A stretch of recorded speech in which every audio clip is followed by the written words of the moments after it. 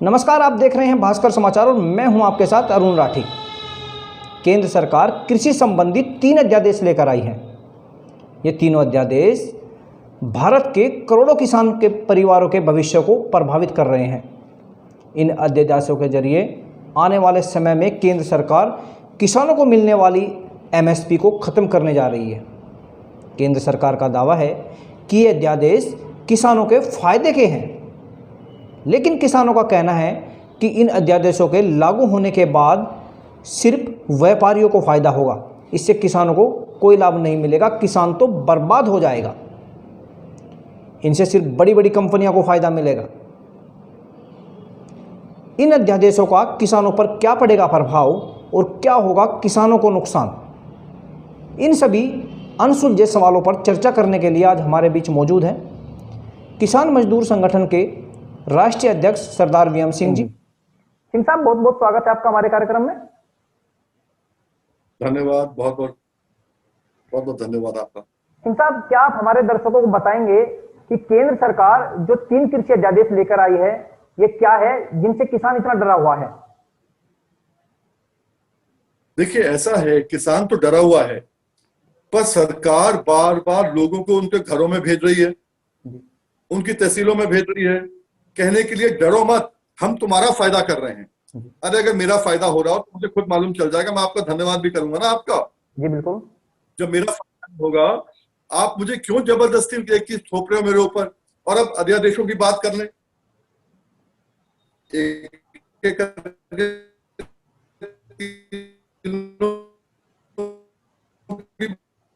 बात कर लें।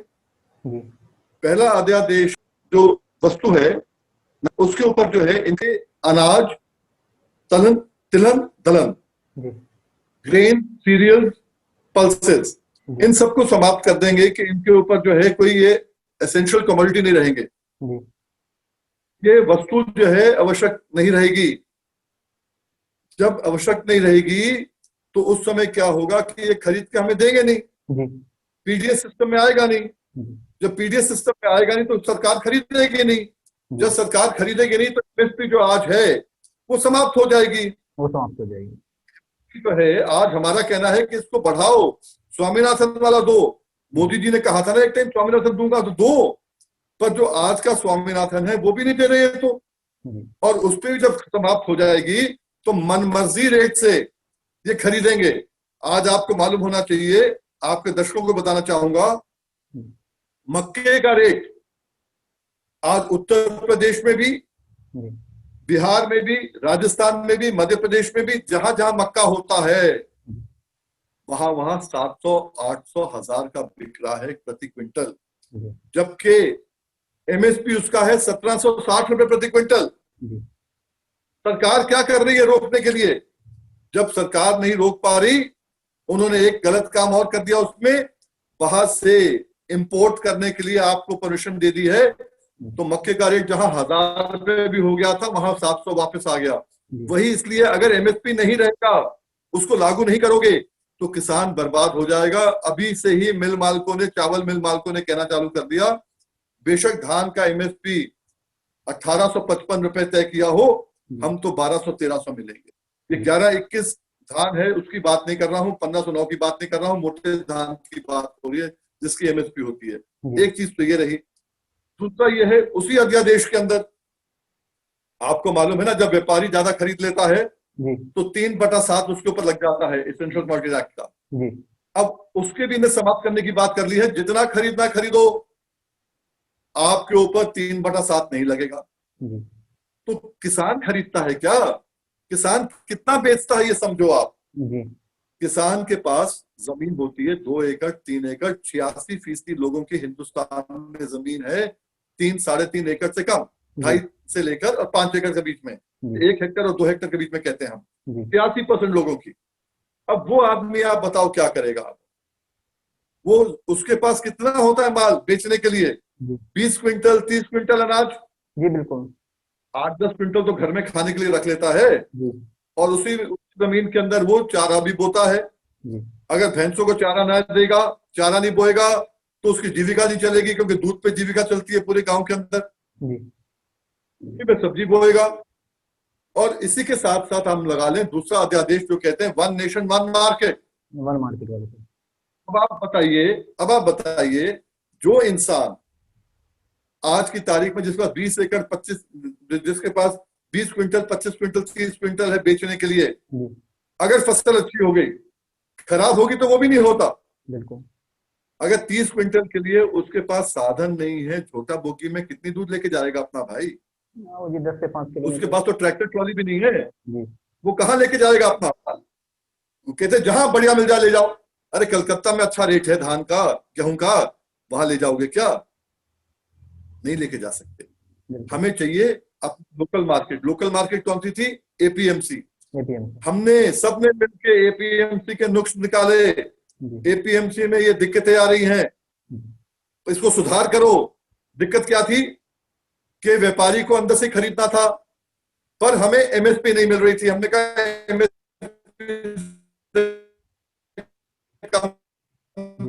बेचेगा या खरीद से कम मिले। आपने हमारी दिक्कत तो दूर नहीं करी। मरीज जब बीमार होता है तो अस्पताल जाता है ना दिक्कत के लिए, इलाज के लिए। आपने इलाज नहीं किया, आपने मरीज को मार दिया। आपने कह दिया एपीएमसी खत्म कर दो। अब एपीएमसी खत्म करने में लोग आपसे कहेंगे, घर जा जाके कहेंगे कि भाई तुम्हें अब टैक्स नहीं देना पड़ेगा, मंडी टैक्स नहीं देना पड़ेगा। भाई मंडी टैक्स तो 4% 6% जो भी हम देते हैं बिल्कुल भी उसको खत्म, एपीएमसी को खत्म कर रहे हो। और फिर आपने कह दिया बाहर से खरीद सकते हो, टैक्स नहीं होगा। तो बाहर से तो व्यापारी पक्के वाला रेट कर देंगे हमारा सारा का सारा। भाई 20 व्यापारी हैं, 20 व्यापारी हैं, उनने सुबह मीटिंग करी, आज इससे कम रेट नहीं होगा। और मैं आपके बागपत के मेरठ के श्रोताओं को बताना चाहूंगा, हम तो गन्ना किसान है ना जी सर। गन्ना किसान गन्ना मिल में देता है तो सरकारी रेट से देता है। वो कब मिलता है वो सबको मालूम है। 25 साल से तो मैं कर रहा हूं, उसके बाद कौन करेगा मुझे मालूम नहीं। वहीं देखो जिनके ऊपर कॉन्ट्रैक्ट नहीं है, कौन है वो? कोलू क्रशर। रोज कोलू का नया रेट लगा रहता है, सुबह सुबह जो मन में आया रेट ठान के रख लिया। वही हाल आपका अनाज का भी होगा, वही हाल अनाज का होगा। और वहीं पर जब मैं आपको कहता हूं गन्ने की बात करता हूं, ये कॉन्ट्रैक्ट फार्मिंग की बात करते हैं। और मैं कॉन्ट्रैक्ट फार्मिंग में और आपका वन नेशन मार्केट में ये दो जो अध्यादेश हैं, नाम बहुत अच्छे अच्छे लुभावने नाम रख दिए इन्होंने। इसके बारे में आपको थोड़ा विस्तार से बताऊंगा। अभी इतना बता दूं कि कॉन्ट्रैक्ट फार्मिंग तो गन्ना किसान 85 साल से कर रहा है। जो फॉर्म सी साइन होता है ना सोसाइटी का और मिल के माध्यम से, जिसके तहत आपको सट्टा मिलता है, वो फॉर्म सी में रेट भी लिखा होता है इतने टाइम पे दूंगा, क्या करूंगा, पर किसको पेमेंट मिल गई टाइम पे? नहीं सर, पेमेंट का तो निकल जाते हैं। और आज जो अध्यादेश आ रहे हैं, दोनों अध्यादेशों में अब खामियां देख लो आप। यहां तो मैंने कहा ना हम कोर्ट जाके कर लेते हैं, वहां पर है दोनों अध्यादेश में आप कोर्ट नहीं जा सकते अगर आपको पैसा नहीं मिला। और पैसा कब मिलेगा? जो वन नेशन वन मार्केट वाले में 3 वर्किंग डेज। वर्किंग डेज क्या होते हैं? वर्किंग डेज होते हैं जिसमें शनिवार इतवार नहीं आता या इतवार नहीं आता।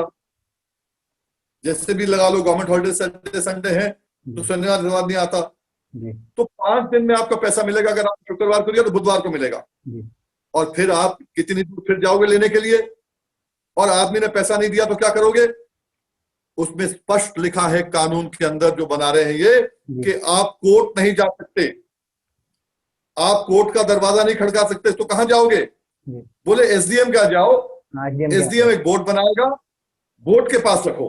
जब बोर्ड के पास रखोगे, बोर्ड ने अगर आपकी बात नहीं मानी तो उसकी अपील जाएगी उसी एसडीएम के पास, और एसडीएम की अपील जाएगी जिला अधिकारी के पास। भाई मेरे पास तो 20-25 क्विंटल जो मैंने बेचा है, मैं 6 महीने यही काम करूंगा या अगली फसल लगाऊंगा अपनी? ये तो इसमें हमें क्यों घुसा रहे हो? और फिर इसमें एक चीज आप देखो, कॉन्ट्रैक्ट फार्मिंग में कहते हैं कि हम पहली बार आपको ये बढ़िया काम करके दे रहे हैं।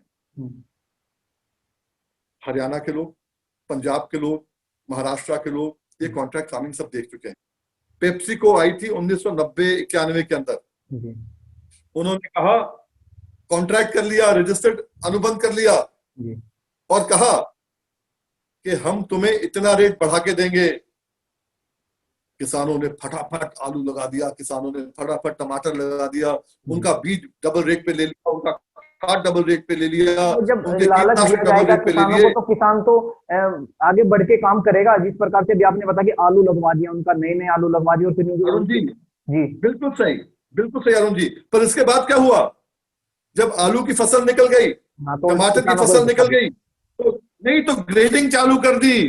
बोले हमें चिप्स के लायक नहीं है, हम नहीं लेंगे, ये टमाटर हमारे लायक नहीं है, हम नहीं लेंगे, इसकी कचौती बनेगी, हम नहीं लेंगे। तो किसान पिट गया, किसान की जमीनें बर्बाद हो गई। बर्बाद हो गई। यहाँ लिखा है कि आपको यही खाद देंगे, बीज देंगे, सब देंगे, और फिर आपका मुआयना करेंगे आपकी फसल का। अगर फसल आपकी इनको अनुकूल नहीं लगी, अपने हिसाब से करेंगे, फिर अपने हिसाब से करेंगे। अगर उनने बीच में मना कर दिया हमने, तो व्यापारी क्या करेगा, ये किसान इनके ऊपर जो है, इनके रहमो करम पे रहेगा हमेशा के लिए। भाई तू मेरा माई बाप है, जो तू कहेगा मैं करूंगा, तू मेरा कैंसिल ना करना, इतना पैसा ले ले, बोल तो मुआयना करके ठीक है। हम इन चक्रों में क्यों पड़े? सही बात है सर, हम क्यों पड़े इन चक्रों के अंदर? बिल्कुल। जब मुझे एक चीज बता दो आप, और चीज, कल देश के अंदर कम से कम 5000 जगह पे विरोध हुआ, कम से कम 5000 जगह पे विरोध हुआ इन अध्यादेशों का। और अगर मैं मान लूं एक जगह पे एवरेज लगा लो आपके 500 लोग भी हैं, तो 2.5 करोड़ किसान अगर विरोध कर रहे हैं, आप क्यों लागू कर रहे हो उसको? बात है सर, जैसे अभी आपने बताया मैं कि आपसे 5 जगह पर इसका विरोध हुआ और केंद्र सरकार कह रही है कि ये अध्यादेश किसान हितैषी है। जब ये अध्यादेश किसान हितैषी है तो किसान इसका विरोध क्यों कर रहे हैं? और जब किसानों को लगता है कि इन अध्यादेशों की हमें आवश्यकता ही नहीं है, तो सरकार इसको लागू करना क्यों चाहती है? नहीं, मैं कह रहा हूं 5000 जगह पे विरोध हुआ पूरे देश में कम से कम। और जो आपने कहा, मैं आप ही की बात से सहमत हूं, मैं भी वही बोलता हूं कि अगर मेरे लिए ये अनुकूल नहीं है तो आप क्यों लागू कर रहे हो, मुझ पर एहसान क्यों कर रहे हो? क्या जबरदस्ती है भाई, आप मुझे बार बार क्यों कह रहे हो मेरे मुनाफे का है? 1 मिनट के लिए कोई सैलरी क्लास के आदमी कहे तुम्हें इस चीज से फायदा हो रहा है, तो आदमी उल्टा क्यों बोलेगा घाटा हो रहा है? अगर आप कहो कि तुम्हें 500 रुपए का मुनाफा दे रहा हूं तनख्वाह में, पर तुम्हारी 700 रुपए तुम्हारा टैक्स कट जाएगा, तो आदमी कहेगा मैं नहीं लेता भाई, मैं नहीं लेता। बिल्कुल सर। पर अगर 500 रुपए ही फायदा होता, कौन बेवकूफ आदमी मना करेगा? नहीं, मना नहीं करेगा सर। आज आप एक काम कर दें, हम सब ने मिलकर बहुत मीटिंग करी है और उसमें बहुत जगह भाजपा के, किसान मोर्चा के लोग भी आ गए, किसान संघ के लोग भी आ गए, आरएसएस के, और सबसे बात हुई और उन्होंने सबने माना कि हमें एक चीज चाहिए, एक ऑर्डिनेंस ले आओ बस, बाकी जो तुम्हें लाना ले आओ। वो ऑर्डिनेंस क्या है? एमएसपी लागू रहेगी, एमएसपी से कम कोई खरीदेगा तो उसको जेल जाना पड़ेगा, उसके खिलाफ कानूनी कार्रवाई होगी। बिल्कुल सर। किसान एमएसपी से कम नहीं बेचेगा, और स्वामीनाथन ले आओ तो सोने पे सुहागा। बिल्कुल सर, अगर स्वामीनाथन तो आ जाए तो फिर तो सोने पे सुहागा वाली बात होगी सर जी। अगर स्वामीनाथन सोने पे सुहागा नहीं आए तो जो मिल रहा वो तो मिले कम से कम। हाँ, जो मिल रहा है उसमें तो आज आप कह रहे हैं जी, आज बहुत लोग कह रहे हैं, प्रधानमंत्री जी कह रहे हैं, बहुत मंत्री कह रहे हैं, और उनके माध्यम से बहुत एमपी अपने अपने क्षेत्रों में गलत प्रचार करा रहे हैं। जिसका वोट लिया है उससे कम से कम इतनी बात तो कर लो भाई कि जो तुमसे हमने वायदा किया था वो तो हमने पूरा कर दिया, पहले बताओ, फिर आगे वायदे करने वाले बनो ना कम से कम। सही बात है सर। आपने 2014 में कहा था कि स्वामीनाथन लेके आएंगे, 1.5 गुना लागत का दाम होगा स्वामीनाथन का C2 का, 50% मुनाफे के साथ। आपने A2FL कर दिया 2 महीने पहले, आपने 2 साल पहले। वही A2FL जो रबी में मनमोहन सिंह सरकार ने 2008-2009 में किया था, 200 रुपए क्विंटल का रेट बढ़ाया था गेहूं का। आपने अभी 2 साल पहले 17-18 में आपने कर दिया कि खरीफ में हमने बढ़ा दिया, हमने धान का 200 रुपए बढ़ा दिया। अरे अपनी कम से कम पूर्ति तो कर दो। हम चाहते एमएसपी आए, दूध का भी आए। आज दूध का किसान बर्बाद हो रहा है, फूल का देखो, आज फल का देखो, सब्जी का देखो। कोरोना में सब हैं, कोरोना में हमने देश की सेवा करी है, इतना तो हमारा हक बनता है किसानों का कम से कम। सर, हर कोई जानता है कि कोरोना काल में किसानों की मेहनत के आधार पर ही देश की जो अर्थव्यवस्था है इसका पहिया घूम रहा है, वरना हम तो डूब चुका है सर।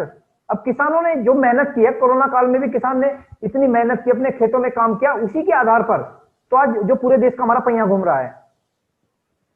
अब अरुण जी, दो चीज इसमें और सुन लो जी जब कोरोना में ये सब अपने अपने घरों में छुपे हुए थे, कोरोना से जी डके हुए थे कोरोना से, जी उस समय हमने गेहूं निकाली।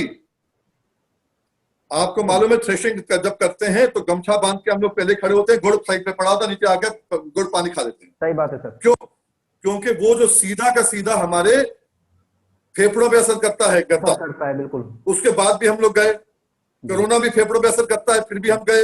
जी हमने गन्ना डाला, गन्ना डालने पर रोक नहीं है, गन्ने की पैसे मांगने पर रोक है, 144 लग जाता है। हाँ बिल्कुल सब तुरंत। गेहूं निकालने पर रोक नहीं है, जी। जब पैसे की बात करो तो 144 लग जाता है। जी तो ये सब चीजें जो है ना आज की तारीख के अंदर, ये बहुत मुश्किल है किसानों के लिए। और उस पर आप हमें इनाम देने के बदले, समझ में आए मोदी जी कहे 20 लाख करोड़ रुपया हमने देश के राहत काल के लिए रखा है, 5 साल के लिए। उसमें किसानों को उनके गन्ने का जो बकाया उस समय 20,000 करोड़ था वो मिल जाएगा ब्याज समेत। हम शुक्रिया कर देते, हमारा काम चल जाता। बिल्कुल सर। अगर वो कहते लड़कों की जिनकी नौकरी गई है, कोरोना में गई है या नोटबंदी में गई है, उनके लिए हमने 15 लाख रुपए का वायदा किया था, अरे 15 लाख लिए हम 1-1 लाख दे देते, हम फिर भी उनका नमस्कार करते, फिर भी नमस्कार करते, हमारे बच्चों का, हमारे भाइयों का फायदा होता। बिल्कुल। अगर मोदी जी कह देते कि 14 दिन में पेमेंट का मैंने वायदा किया था 2017 के इलेक्शन में, उस समय योगी जी नहीं थे, मोदी जी के वायदे में ही हम लोग आए थे सबके सब।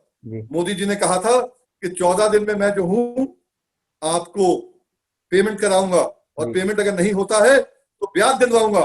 और वो याद है क्यों था? उस समय अखिलेश सरकार ने ब्याज जो मैंने कोर्ट से दिलवाया था माफ कर दिया था, अध्यादेश के तहत नहीं, मेहनत का नतीजा कैबिनेट डिसीजन के तहत किया था। वो दोनों कैबिनेट मैंने हाई कोर्ट से खारिज करवा दिए। सबको मालूम था हाई कोर्ट ने क्या कहा है, तो मोदी जी ने कहा इनने गड़बड़ करी है, मैं 14 दिन में पैसा दिलवाऊंगा ब्याज समेत। लोगों ने पूरा का पूरा गन्ना किसान इनकी तरफ आ गया, और अखिलेश सरकार बहुत बुरी तरह हारी। अच्छा उसके सर, बावजूद भी आप कहीं ना कहीं आप बताइए ना, जो लोग आज जी सर सरकार जो 3 अध्यादेश लेके आई है, क्या आपको नहीं लगता ये एक तरह की तानाशाही है? जबकि ये अध्यादेश लेकर आने से पहले एक बार सर्वे करा लेना चाहिए था, किसान संगठन और समितियां बनाकर इस पे चर्चा करनी चाहिए थी। मैं आपसे एक चीज कहता हूं जी, मैंने आपसे कहा और मैं डंके की चोट पे कह रहा हूं, इनके जो किसान प्रकोष्ठ हैं भाजपा के और आरएसएस के, वो भी साथ बैठ के हमारे उन्होंने कहा है कि हमें ये नहीं चाहिए। अगर ये देना है तो साथ पहले एमएसपी का करिए, कि एमएसपी के अंदर जो है गारंटी होगी कि इससे कम कोई खरीदेगा नहीं देश के अंदर, और एमएसपी लागू रहेगी। अपने लोगों से पूछ लेते ना, हमसे मत पूछो यार, हम तो पराये हो गए ना देश के, और उनसे पूछ लो कम से कम। सर हम जब किसान अच्छाई के लिए काम कर रहे हैं, हम किसानों के हक के लिए खड़े हुए हैं, हम इनकी गलत नीतियों के लिए खड़े हुए हैं, तो हम तो पराये हो गए।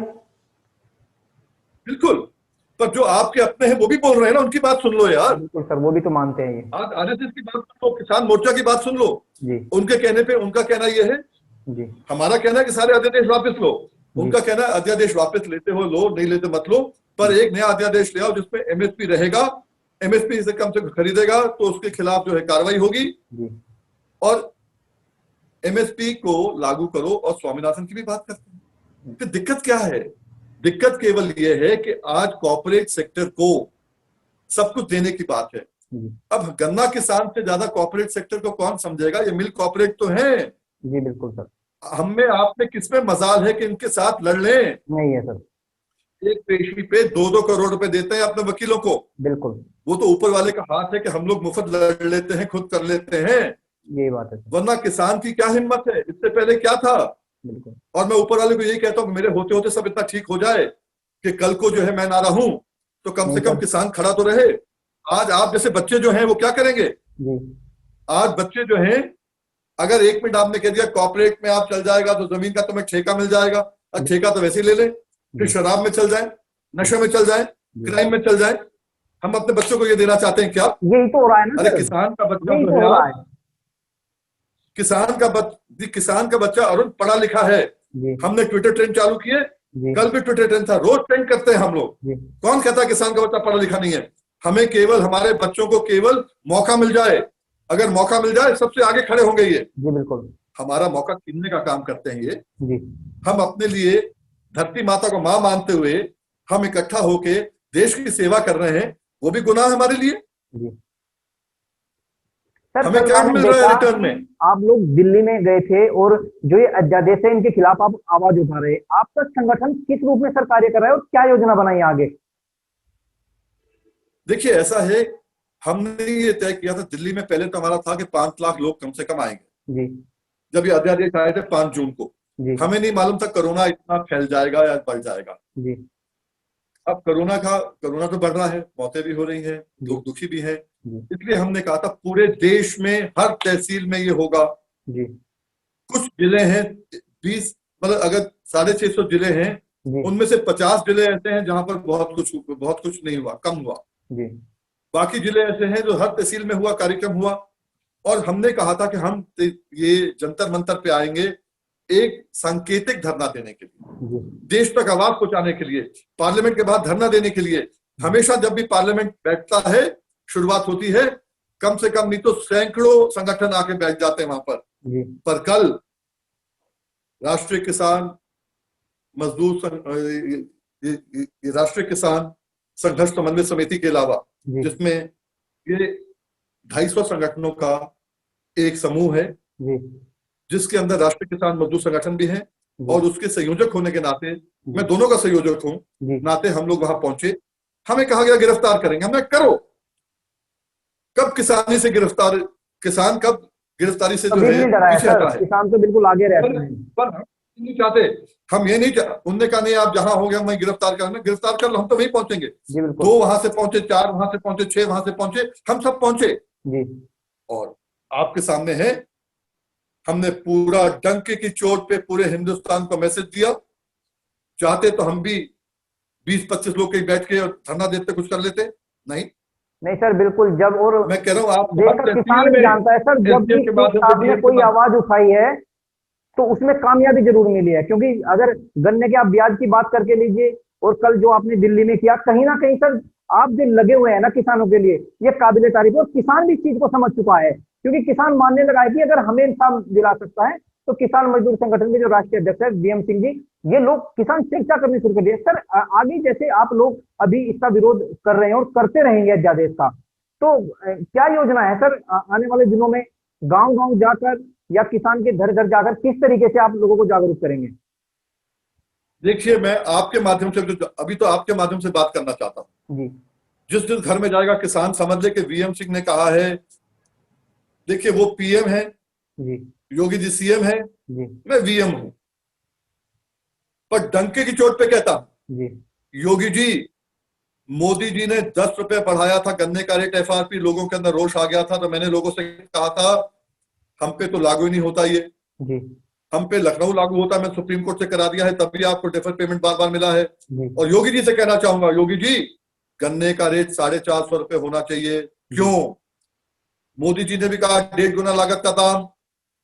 और 2 साल पहले अगस्त के महीने में सदन में, विधानसभा में पूछा गया कि गन्ने की लागत क्या है, कहां पर, खेतों में नहीं, आपके रिसर्च सेंटर में, सिरोही में है, मुजफ्फरनगर में है, जी शाहजहांपुर वगैरह जहां जहां है, तो उन्होंने कहा 290 रुपए लागत है।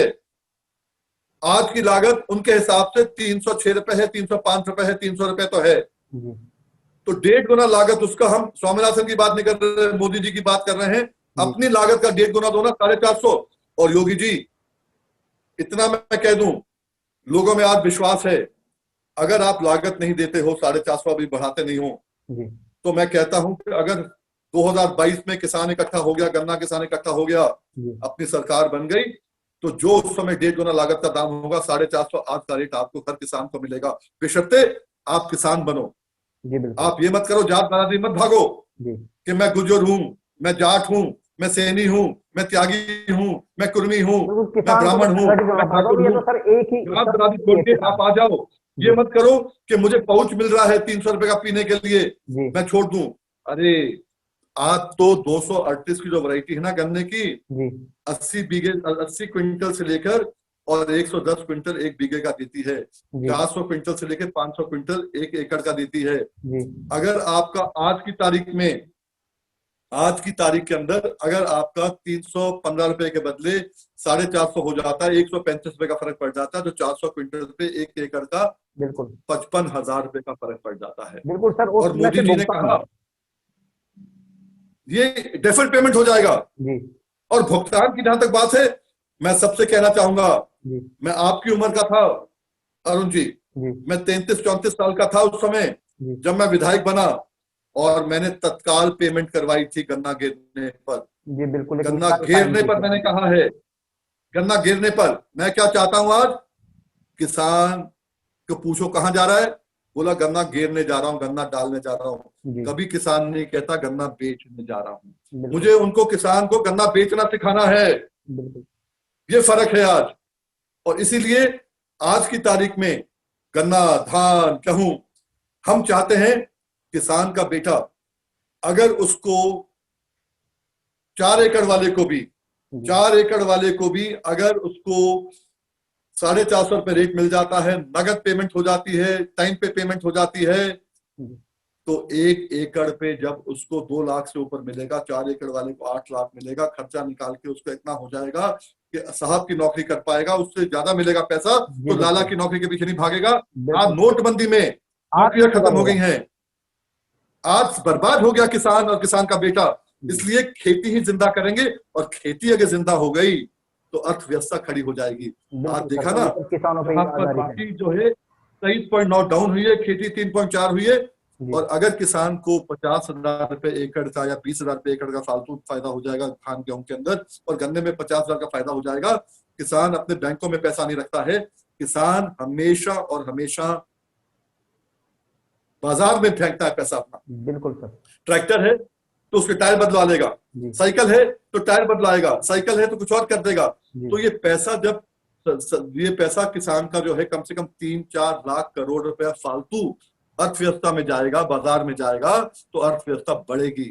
किसान को अगर खुश रखोगे, किसान को पैसा दोगे, तो फायदा है। एमएसएमई के ऊपर आप 3-4 लाख 5 करोड़ भी डाल दो, 3-4 लाख करोड़ भी डाल दो, जी तो सामान तो बना लेगा, खरीदेगा कौन? जी तो बिल्कुल। इसलिए किसान जो है रीढ़ की हड्डी है। हमारे बच्चे जो हैं किसी से कम नहीं है, उनके लिए हमें जीविका देना है और खेती को जिंदा करना है। यही मैं आपके माध्यम से लोगों से कहूंगा। और इतना कहना चाहूंगा, जी जो लोग आपसे कहें कि ये अध्यादेश फायदे की बात है, उनसे कहो भाई जो तुम्हारे पहले जो तुम्हारे वायदे थे कि 1.5 गुना लागत का दाम देंगे, 14 दिन में पेमेंट देंगे, अब ब्याज देंगे, लोन हमारा खत्म कर देंगे। याद है मोदी जी ने कहा था लोन खत्म, आपके पास नहीं हो तो मैं भेज दूंगा सब आपको जी रिकॉर्ड जी में। बिल्कुल बिल्कुल कहा था। और उन्होंने कहा था 15-15 लाख हर नौजवान को देंगे। जी भाई जी। पहले इसको पूरा कर दो, हाँ, ये ये वायदे काम पूरे मत कर करो। दीजिए। अभी भी आंकड़े 42,480 किसान और मजदूर पिछले साल में आत्महत्या करिए। मतलब 12 किसान या मजदूर, 12 मिनट में एक किसान या मजदूर आत्महत्या कर रहा है। जी इसको अब जुमलों की राजनीति मत करो, अब वास्तविक तरीकों की राजनीति करो। वास्तविक और राजनीति बेशक अगर इनका बिल पास भी हो जाता है, आपके पास बहुमत है, पास कर लो। आपके पास ऐसे ऐसे सांसद हैं जिन्हें कुछ समझ नहीं है कि खेती के बारे में, और लोगों के माध्यम से प्रचार करते हैं खेती बहुत बढ़िया हो रही है, मोदी जी ने बहुत बढ़िया काम कर दिया है। जी इन लोगों को देखना है। अगली बार आना तो दूर रहा, ये ना हो कि किसान जब रोड पे आ जाए तो बड़ा मुश्किल हो जाएगा देश को भी। बिल्कुल और सर। किसान ने ये अगर खेती किसान करनी आज बंद कर दी, पीड़ित है, किसान दुखिया और किसान टूट चुका है, आंदोलन करने पे मजबूर है। और किसान को आंदोलन भी नहीं किया करने दिया जा रहा, अपनी आवाज भी नहीं उठाने दी जा रही, लाठीचार्ज किया जा रहा है। सर शुक्रिया हमारे साथ जुड़ने के लिए और इस अध्यादेश के विषय में हमारे दर्शकों को और किसानों को तमाम जानकारी देने के लिए। बहुत बहुत शुक्रिया आपका अरुण, बहुत बहुत शुक्रिया आपका।